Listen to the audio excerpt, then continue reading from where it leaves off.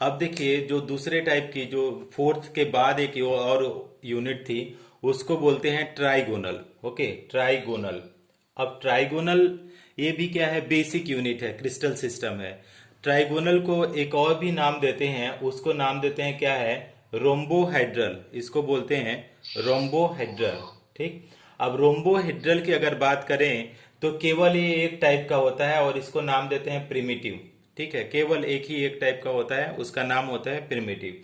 अब इसमें क्या चीजें, मतलब इसकी प्रिमिटिव यूनिट सेल की क्या चीजें इसमें सही हैं, उसको भी अगर देखना चाहें तो इसके लिए जो कंडीशन है, A equal to B equal to C और alpha equal to beta equal to gamma equal to 90 degree, ये इसके कंडीशन है। अगर इसकी बात करें कि इसका एग्जाम्पल कौन सा है, तो एग्जाम्पल में ये भी अच्छा सा एग्जाम्पल है, इसका बोलते हैं कैल्साइट करके, कैल्शियम कार्बोनेट। Okay, CaCO3। और एक और इसका एग्जाम्पल है, दूसरा एग्जाम्पल है HGS ना, सर HGS। सर हाँ हाँ, सर वो दिख नहीं रहा। अभी देखिए, अभी दिख रहा है। हाँ सर। तो HGS होता है, HGS को बोलते हैं सीने बार, सीना बार। ठीक है, ये तो ट्राइगोनल के लिए हो गया। अगर इसके ट्राइगोनल में अगर हम लोग ये आते हैं, देखना चाहें कि इसका स्ट्रक्चर कैसा होता है, स्ट्रक्चर बना करके, क्योंकि सारे जो एज हैं उसको क्या बोला जाता है, बोला जा रहा है कि इसमें सारे एज लेंथ क्या है, बराबर हैं, है ना। तो अगर सारे एज लेंथ बराबर हैं तो हम लोग इसका डायग्राम कैसे बना सकते हैं उसको देखना है हम लोगों को। तो रोम्बोहेड्रल का अगर देखा जाए, सारा ये भी बोला जा रहा है कि सारा कितना है, 90 डिग्री का है रोम्बोहेड्रल में। रोम्बो नॉट 90 डिग्री है, थोड़ा सा ध्यान देंगे, ये कोई भी 90 डिग्री नहीं है। अल्फा बीटा गामा, थोड़ा सा मिस्टेक हो गया, कोई भी 90 डिग्री नहीं है, कोई भी। अल्फा बीटा गामा बराबर तो है लेकिन एक भी 90 डिग्री नहीं है। सारे अल्फा बीटा गामा बराबर तो हैं लेकिन एक भी ये 90 डिग्री में कोई भी नहीं है। अगर इसका देखेंगे आप लोग कि स्ट्रक्चर बना करके अगर देखना चाहें तो इस तरीके से हम इसका स्ट्रक्चर बना देते हैं। थोड़ा सा आप ट्राई करेंगे तो समझ में आएगा। ऐसे बनाएंगे तो 90 डिग्री दिखेगा, तो ऐसे तो मत बनाइएगा, थोड़ा सा बेंट करके बनाइएगा जैसा ये होता है एक्चुअल में। ये एक्चुअल में एक इस तरीके से होता है। पहला तो ये फर्स्ट बेंट आ गया। अब इसके ऊपर एक और पुट करिए, क्यूबिकल वाला, तो ये आ गया। अब ये देखेंगे आप लोग, इसमें देखेंगे तो ये मान लीजिए ये ए हुआ, ये बी हुआ और ये सी हुआ। ठीक, जो ये तीन एज हैं A B C, तो एज तो बराबर है, एज तो बराबर है, एज में कोई प्रॉब्लम नहीं है, एज में बराबर है। लेकिन अगर लेंथ देखना चाहें आप लोग, लेंथ, तो लेंथ में प्रॉब्लम है, लेंथ बराबर नहीं है, द एंगल बराबर नहीं है। ठीक, एंगल कैसे बराबर नहीं है, अगर आप देखें इस डायग्राम को बेंट करके, तो ये 90 डिग्री नहीं है, 90 से थोड़ा सा बेंट है, तो ये तो ज्यादा डिग्री होगा, मोर देन 90। तो आप लिख सकते हैं ग्रेटर देन 90 डिग्री होगा। इसको अगर बात करें तो ये भी ग्रेटर देन 90 डिग्री होगा, और इसको अगर बात करें तो ये भी ग्रेटर देन क्या होगा, 90। तो यही है कि A B C equal to A B C, तो सारा तीनों इक्वल है, लेकिन alpha equal to beta equal to gamma not equal to 90 degree, कोई भी 90 डिग्री नहीं है। कुछ समझ में आ रहा है। और इसका एग्जांपल है calcite, calcium carbonate and zinc yes sulphide, sir. ZnO। ठीक है, अब इसको धीरे मेमोरी में रखना ही पड़ेगा हम लोगों को, बार बार इसको लर्न करके मेमोरी में रखना पड़ेगा, दूसरा कोई उपाय नहीं है। अब इसको हम इरेज करते हैं, युक्ता इरेज कर दूं, युक्ता, युक्ता है भी नहीं ऑनलाइन सर करके। 1 मिनट 1 मिनट। हाँ,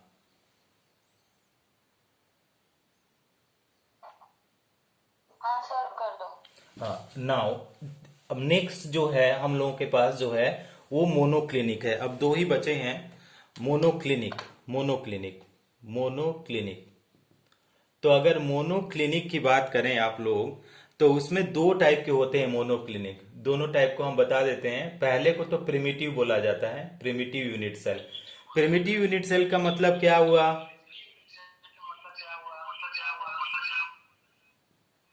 जिसके पार्टिकल्स कॉर्नर पे होते हैं। हाँ, वेरी गुड। तो अब इसका जो कैरेक्टर है उसको बता देते हैं कि जो एज लेंथ है, एज लेंथ है, इसमें मोनोक्लिनिक में एक भी बराबर नहीं होते हैं। A not equal to B not equal to C, कोई भी एज लेंथ बराबर नहीं होगा। लेकिन अब इसमें alpha equal to beta equal to 90 degree होता है, और gamma equal to a not equal to 90 degree होता है। ठीक, अब इसको भी आप लोगों को याद रखना पड़ेगा, कभी बोर्ड में भी पूछ दिया जाता है कि मोनोक्लिनिक जो यूनिट सेल होगा, तो मोनोक्लिनिक यूनिट सेल का जो आपका एंगल्स है, एक्सियल एंगल है, तो उसमें क्या रिलेशन है। तो alpha beta equal to 90 degree है, लेकिन gamma not equal to 90 degree. लेकिन वही लेंथ की अगर बात करें तो कोई भी लेंथ बराबर नहीं है ना। अभी इसका अगर हम लोग ये बोलें, इसका एग्जाम्पल मेमोराइज करना इसका बहुत ही इजी है, हम लोग पढ़े भी हैं ग्रुप 16 में। क्या है, मोनोक्लिनिक सल्फर करके है आपके ग्रुप 16 में, हम लोग पढ़े हैं। और दूसरे जो एग्जाम्पल हैं, ओके, पहला तो मोनोक्लिनिक एक सल्फर हो गया एग्जाम्पल 1। अगर हम लोग एग्जाम्पल 2 की बात करें तो क्या है, सोडियम सल्फेट है Na2SO4। एग्जाम्पल 3 की बात करें आपका .10H2O भी होगा। अगर दूसरा की क्या करते हैं तो PbCrO4 है, ओके, लेड क्रोमेट करके इसको बोलते हैं। तो ये हो गया आपका मोनोक्लिनिक। तो मोनोक्लिनिक का अगर हम लोग डायग्राम बनाना चाहें, डायग्राम आपको बनाना नहीं है, एग्जाम में डायग्राम बनाने के लिए कभी नहीं देगा, लेकिन अगर डायग्राम आपको समझना है तो आप बना सकते हैं। कैसे बनाएंगे, ऐसा बनाएंगे कि आपका सारे जो एज लेंथ है कोई भी बराबर ना हो। तो ये किस तरीके से हमने बनाया, अब मान लीजिए ये लंबा है और ये छोटा है, तो ये एज लेंथ तो बराबर नहीं होगा। दूसरा वाला जो हम बना रहे हैं इस टाइप में बना रहे हैं, तो देखिए ये कैसा होगा, ये इस तरीके से माचिस के डिब्बी की तरह बन रहा है। तो अगर आप देखेंगे तो this is what is the monoclinic. अब इसमें देखेंगे तो अल्फा बीटा, ये वाला एंगल तो 90 डिग्री, ये तो 90 डिग्री है, इसमें कोई बात नहीं है। और दूसरे की बात करें तो ए भी इस वाले एक्सिस पे सीधे स्ट्रेट है, तो ए भी 90 डिग्री होगा, लेकिन ये वाला कितना होगा, 120 डिग्री। मतलब ये क्या है, गामा वाला जो एक्सिस है ये 90 डिग्री नहीं होगा। तो ये ए हुआ, ये बी हुआ, ठीक, और ये सी हुआ। तो आप लोगों को पहले ही बताया गया है कि जो ए वाला क्या हो गया कि ये वाला एक्सिस इसके पैरेलल में है। यह समझिए कि ए और बी के बीच में जो एक्सिस होगा तो उसको क्या बोलते हैं, इसको मान लीजिए ये जो एंगल होगा इसको अल्फा एंगल बोलेंगे, ये वाला जो एंगल होगा बीटा एंगल बोलेंगे, ये वाला गामा एंगल बोले जाते हैं। तो अब ये बोला जाता है कि अल्फा हमने बताया था किसके किसमें के बीच में होगा, अल्फा वाला बी एंड सी के बीच में, बी एंड सी, ठीक, ये बोला था हमने अल्फा। अगर बीटा की बोल रहे हैं तो किसके किसके बीच में होगा बीटा की, तो बीटा की अगर बात करें तो ये हो जाएगा ए एंड सी में। और गामा की अगर हम लोग बात करें गामा की, तो गामा में कौन सा हो जाएगा, ए एंड बी के बीच में आएगा, ए एंड बी के। अब देखिए इसको बात करें कि अगर हमारे पास अगर ए वाला ए के पैरेलल में है, जैसे हमने ए माना है इसको, ये बी माना है, तो ए बी तो क्या हो जाएगा, ए बी हो जाएगा।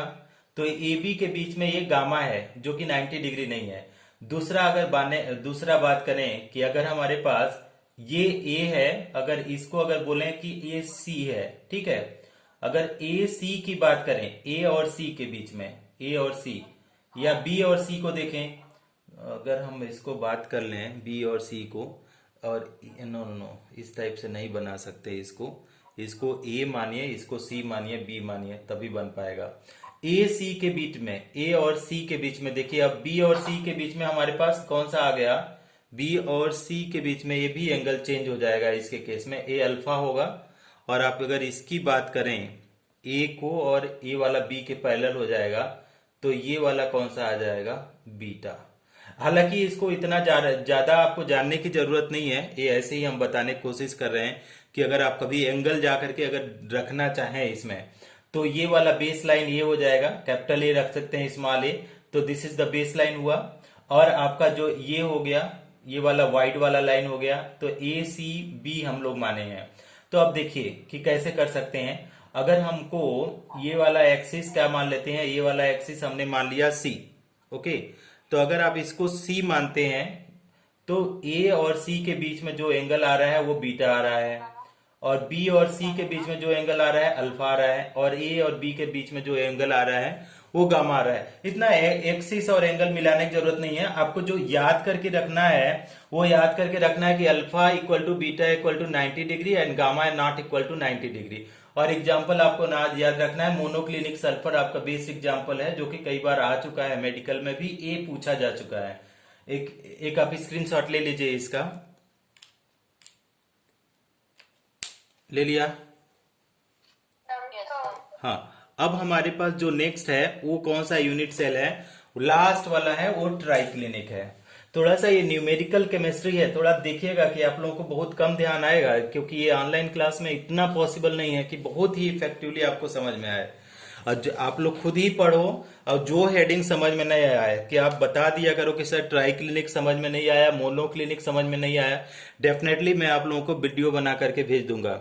अब हमारे पास क्या है? Try clinic. ठीक, ये यूनिट सेल है हमारे पास। कौन सा है? नेक्स्ट है, यहाँ पे होता है उसको भी देख लीजिए। वाइड मतलब क्या होगा यहाँ पे?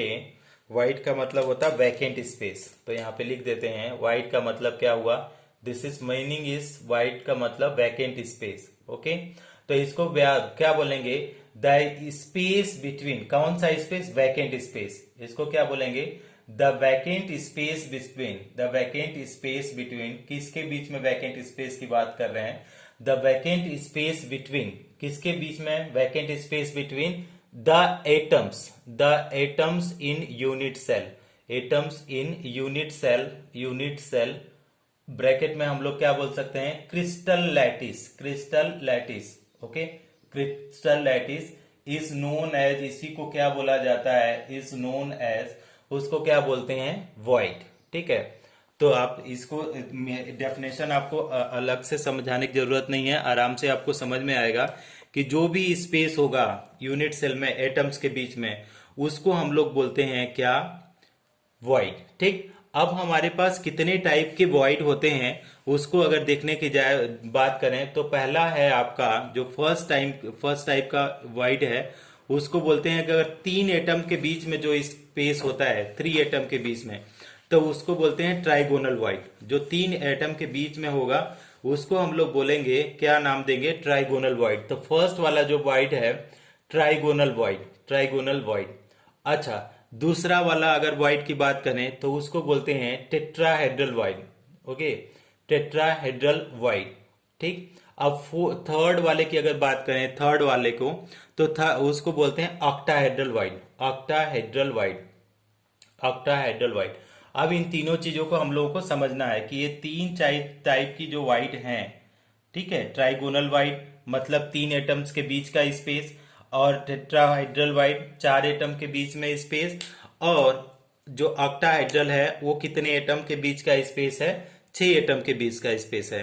तो पहला हम लोग लिख लेते हैं, क्या लिखेंगे? Trigonal wide. फर्स्ट वाला चीज हुआ हम लोगों का, क्या हुआ? Trigonal wide. थोड़ा सा वेट करिए, तो गिर गया।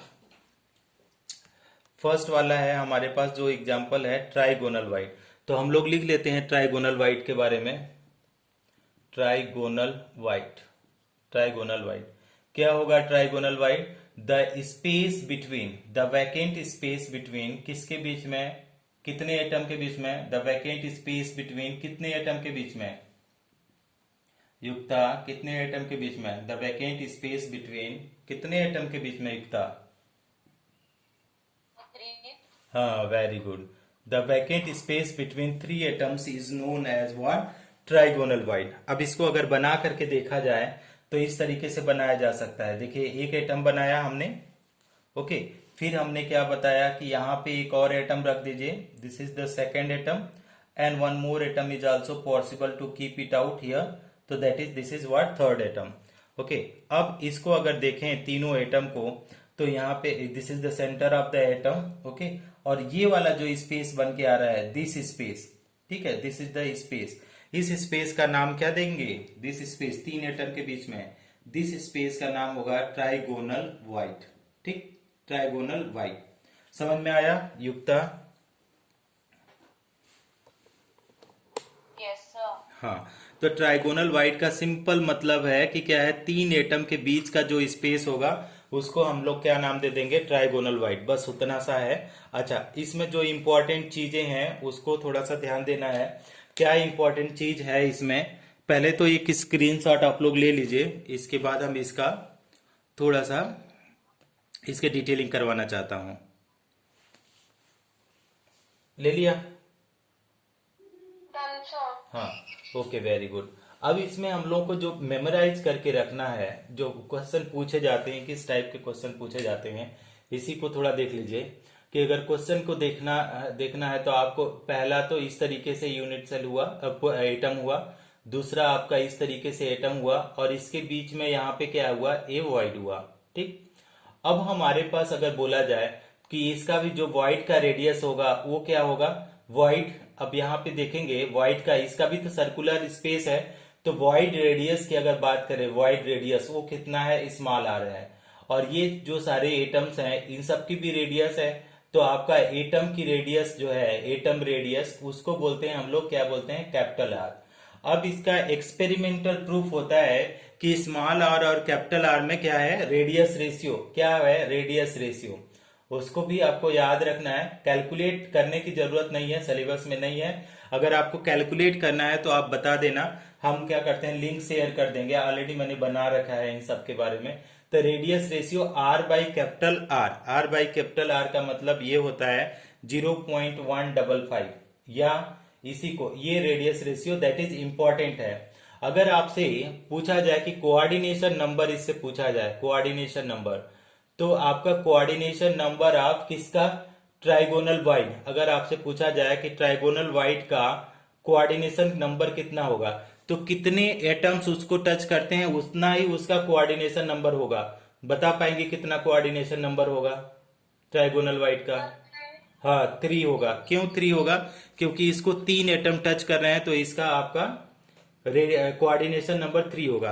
अच्छा, इसमें दूसरा चीज, अगर इसी रिलेशन को अगर थोड़ा और सिंप्लीफाई अगर आप करना चाहें, तो स्मॉल आर इक्वल टू क्या हो जाएगा, 0.155 capital R. This is one more relation. ठीक, इस तरह से इसके ऊपर हम क्वेश्चन करेंगे। आप लोग अगर आप लोग 5 बजे फ्री हैं तो आप लोग ज्वाइन कर सकते हैं 5 बजे, उस समय मैं अवेलेबल रहूंगा। अगर आप लोग फ्री हैं 5 बजे तो बता दो। युक्ता, आर यू फ्री 5 o'clock? युक्ता, मैत्री। टेट्राहाइड्रल का वाइड क्या होता है कि जो वैकेंट स्पेस, यहाँ पे लिख देते हैं, द वैकेंट स्पेस बिटवीन, किसके बीच में, द वैकेंट स्पेस बिटवीन, किसके किस में, द वैकेंट स्पेस, हाँ वेरी गुड, बिटवीन, बिटवीन किसके, 4 atoms, the vacant space between 4 atoms is known as, क्या है, known as tetrahedral void. Okay, अब इसको भी थोड़ा सा ध्यान देने की बात है। अगर इसमें अगर कोऑर्डिनेशन नंबर पहले ही बता दो, अगर कोऑर्डिनेशन नंबर की अगर बात करें तो कितना होगा Yukta, coordination number of tetrahedral void कितना होगा, बताओ कितने एटम टच करेंगे? मैत्री, हाँ 4 होगा, सुपर। तो अगर इसको हम लोग देखें कैसे होता है, देखो अब इसको मान लो हमारे पास इस तरीके से आपका है, पहला पहला लेयर अगर आप देखना चाहो तो इस तरीके से इसको बनाओगे, थोड़ा सा आपको बनाने में, थोड़ा सा समझने में आपका दिक्कत हो सकता है। देखो अब हमारे पास ये जो हुआ, एक ये ट्राइगोनल वाला ही हुआ, ठीक ना। अब ये तो फर्स्ट लेयर की बात कर रहा है, कौन सा लेयर, ये जो है दोनों है, ये फर्स्ट लेयर की बात कर रहा है, फर्स्ट लेयर। अब इस फर्स्ट लेयर के ऊपर एक और लेयर हम बनाने की कोशिश कर रहे हैं, आप लोग ध्यान देखना, एक और एटम हम लोग ऊपर से एक और एटम रख रहे हैं, ठीक, एक और एटम। आप इसको घर में भी कर सकते हैं, इतना ये दिक्कत वाला नहीं है, थोड़ा सा समझने का है। अब अगर आपके पास चार आपका वॉलीबॉल है या फुटबॉल है, तो 3 को नीचे रखो तो उसके ऊपर एक आसानी से रखा जा सकता है, रख सकते हैं कि नहीं? 3 अगर ग्राउंड पे है तो उसके ऊपर एक और रखा जा सकता है, यस या नो? बोलो, जल्दी बोलो। तो अगर उसके बीच का, हाँ, तो उसके बीच का जो अब स्पेस बनेगा ये वाला, ये लग रहा है कि ये ट्राइगोनल टाइप में ही लग रहा है, लेकिन ये ट्राइगोनल वाला नहीं है, इसको ऐसे समझ सकते हो, ट्राइगोनल वाला तो बिल्कुल नहीं है। क्यों ट्राइगोनल वाला नहीं है, हम आपको पहले ही बता दे रहे हैं, क्योंकि ये 4 एटम के बीच में है, क्योंकि ऊपर वाला जो आपका स्पेस है, ऊपर से भी एटम ने कवर कर रखा है, ऊपर से भी एटम ने क्या किया है, कवर कर रखा है। तो दिस इज, अब इसके ऊपर क्या है, एक और एटम है, ठीक है, 3 एटम के ऊपर एक और, तो ये वाला जो स्पेस बच रहा है, तो ये स्पेस बताओ, ये स्पेस थोड़ा सा ये बोला जाता है कि कैसा होगा चार एटम के बीच में, क्योंकि एटम वो बढ़ जाता है रेडियस रेशियो। क्यों बढ़ जाता है, उसका रीजन ये होता है कि जब चार एटम एक दूसरे के साथ आएंगे तो एक दूसरे को जब टच करेंगे तो स्पेस ज्यादा क्रिएट हो जाएगी।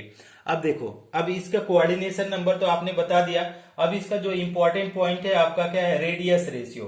अब रेडियस रेशियो कैसे कैलकुलेट कर देंगे रेडियस रेशियो, तो रेडियस रेशियो का मतलब होता है बराबर अगर लिखेंगे तो रेडियस ऑफ वॉइड, इसको बोलेंगे रेडियस ऑफ वॉइड, और डिवाइडेड बाय क्या हो जाएगा कि रेडियस ऑफ क्या हो गया एटम, रेडियस ऑफ एटम।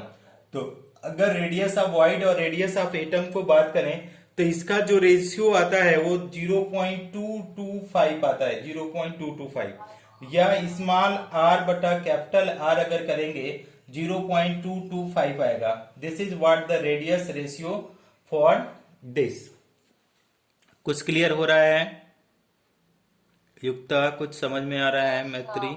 तो ये हो गया टेट्राहेड्रल वाइड। अब हम उम्मीद डेफिनेशन को, तो क्या होगा, the vacant space between, vacant space between कितने एटम के बीच में, वैकेंट स्पेस बिटवीन कितने एटम के बीच का वैकेंट स्पेस होगा, the vacant space between 6 atom. तो 6 एटम्स के बीच का स्पेस जो होगा उसको बोलेंगे हम लोग octahedral void, is known as octahedral void, is known as octahedral void, is known as octahedral void. अब इसमें हमको समझने का जो चीज है कि जो बहुत ज्यादा समझना है कि डायग्रामेटिक वे में हम लोगों को समझना है, और उसमें कोऑर्डिनेशन नंबर ऑफ ओबी अगर बोला जाए कि कितना होगा, कोऑर्डिनेशन नंबर ऑफ ओबी कि ऑक्टाहेड्रल वाइड का कोऑर्डिनेशन नंबर कितना होगा, कोऑर्डिनेशन नंबर ऑफ ओबी कितना हुआ, अभी आपने बताया था 6। ओके, दूसरा चीज रेडियस रेशियो, ये भी याद करने की चीज है, radius ratio of OV, radius ratio of octahedral void, इसके लिए कितना होता है हम ऐसे लिख लेते हैं, रेडियस रेशियो ऑफ ओबी का क्या होता है, रेडियस ऑफ रेडियस ऑफ इसको क्या बोला जाता है, वाइड अपॉन क्या करेंगे, रेडियस ऑफ हम लोग क्या लिखेंगे, एटम, रेडियस ऑफ एटम। तो आपको वाइड की रेडियस स्मॉल आर और एटम की radius capital R equal to 0.414 ये आता है। और ये तो हो गया रेडियस वीडियो, ये सब इस मेमोराइज करने की चीज है। Small R equal to 0.414, okay, capital R. अगर आप मेमोराइज नहीं करते हैं तो डेरिवेशन सिलेबस में नहीं है, अगर आप जानना ही चाहते हैं तो आई मेड अ वीडियो हम दे देंगे, शेयर कर देंगे आप लोगों को, ठीक। तो अगर ये हो गया आपका ऑक्टाहेड्रल वाइड, इसको थोड़ा सा डायग्राम इसको समझाना चाहते हैं, अगर आप एक स्क्रीनशॉट लेंगे तो हम आप लोगों को डायग्राम इसका समझा पाएंगे।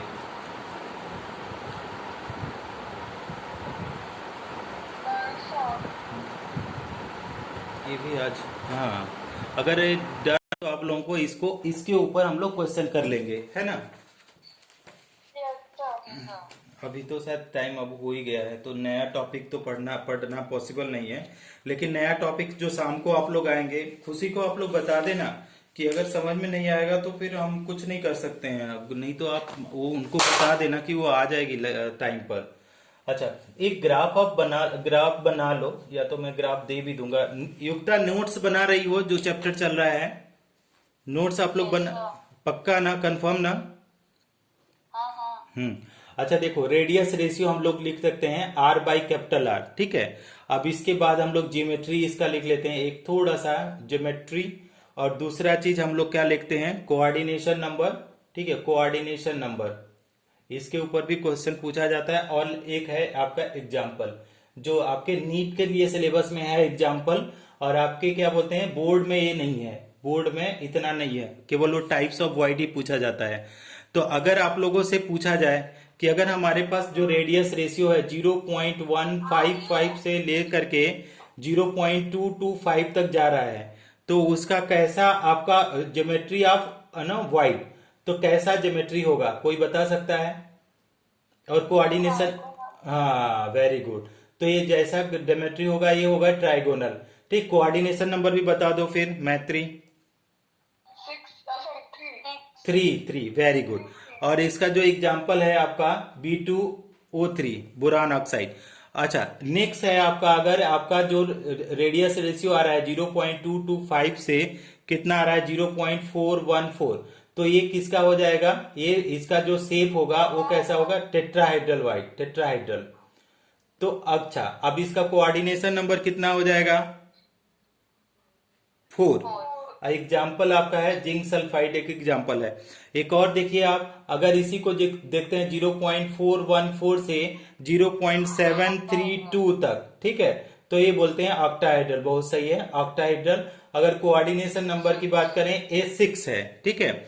और आपका जो एग्जाम्पल है आपका NaCl, कई बार ये पूछा जा चुका है। अच्छा, एक और आता है जिसका हमारे सिलेबस में नहीं है, तो उसको भी हम लिख देते हैं कि अगर 0.732 है, 0.732 से 1 तक है, 0.732 से 1 तक है, इसको बोलते हैं क्यूबिक, क्यूबिक वॉइड। कैसा शेप होगा, क्यूबिकल शेप होगा। और नंबर ऑफ कोऑर्डिनेशन नंबर की बात करें ये 8 हो जाएगा। और एग्जाम्पल की बात करें तो आपका सीजियम क्लोराइड केवल एक ही एग्जाम्पल है नेचर में जो आपका इसमें पाया जाता है क्यूबिक वॉइड में। तो ये सारी चीजें आपको टेबल थोड़ा थोड़ा याद रखना चाहिए कि जो नीट वाले स्टूडेंट है या जेई वाले जेई मेंस के लिए ये जरूरी है। तो इसको करना क्या है कि जो हम लोग पढ़ रहे हैं ना, वो कहीं ना कहीं आप लोग रखिए इसको, है ना।